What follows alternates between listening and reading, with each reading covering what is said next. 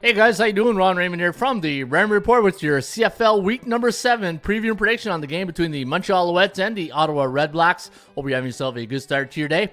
As always, don't forget, subscribe to our channel by tapping that notification bell in the top right hand corner, or hit the subscribe button below this video if you are using a mobile device. Today's podcast is brought to you by the Raymond Report right here at atsstats.com. The Raymond Report is based on the value, percentage play, performance cycles, player availability, and money management. And we'll look at that when we handicap the game between the Alouettes and the Ottawa Redblacks this Thursday at TD Place in Ottawa. But before we do that, let's take a look at the CFL through the first 6 weeks of the season. And you can see last week the favorites was the first time that they didn't carry the week. In fact, favorites have won 73.6% of the games this season, but only 50% of the games last week. We did have a nice game out in Halifax or Wolfville, Nova Scotia, where Toronto faced the Saskatchewan Roughriders. Nice win there for the Argos. But you can see right now on the season, let me see here, 73.6 on the over-unders. 61.1% of the overs have come in the last 6 weeks. And if you look at the only time the unders have really cashed in was week number 2, when 75% of the unders came in. And when you look at the point spread, bookmakers doing a good job. 48.6 of the favorites have cashed in compared to 51.4. So on the season, neutral markets. Last week, though, the underdogs took the day.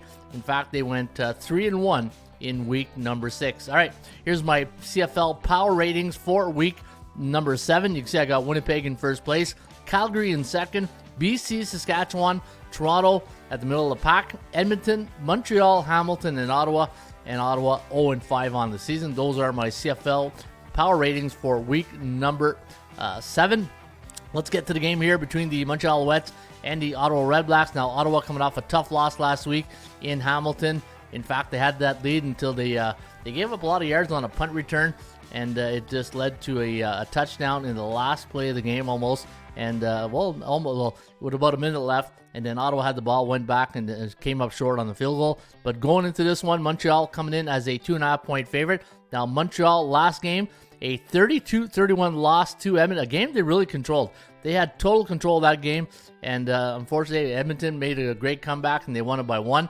Now, taking a look at the Rain Report through the fundamentals, let's take a look where the value lies against Ottawa and Montreal. And I did have the Alouettes listed at minus 1.5. Bookmakers giving you 2.5, so a bit overvalued, but I would call that fair market value if you do like Montreal. I had the Ottawa Redblacks at plus 5, and you're only getting plus 2.5, so they are undervalued this Thursday against the Montreal Alouettes. Now let's take a look at rule number 2 in the Rain Report, the percentage play.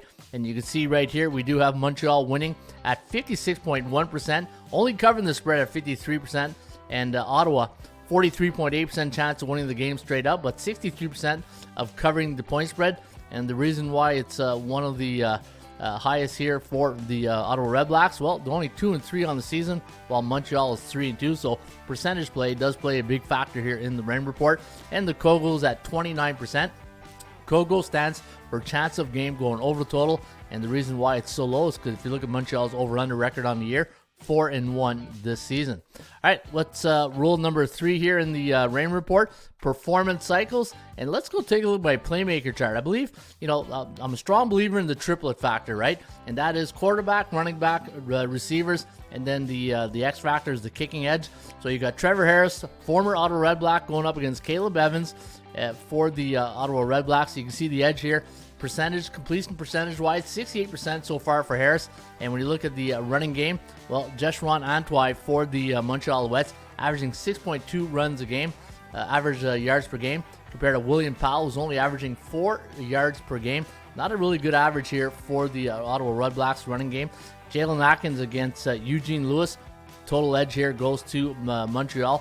18.2 yards per game for Eugene Lewis. And the kicking game, Cote has not missed a convert this season. He's 12 for 12 on converts, and Lewis Ward came up short last week. But it's tough. Hamilton, they got that win factor at Tim Hortons field, and you can see that David Cote hitting 87% of his field goals, where Lewis is hitting 81.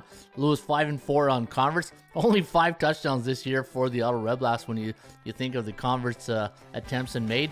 So I do have an edge here to Montreal. So the player availability and performance cycles.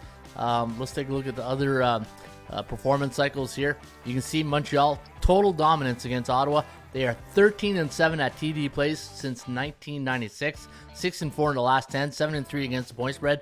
Going into this one, I'm going to lean with the Montreal, and I would lay the money line. I think Montreal money line is the way you want to go, and that is my preview and prediction on this Thursday night's game between the Ottawa Redblacks and the Montreal Alouettes. Good luck.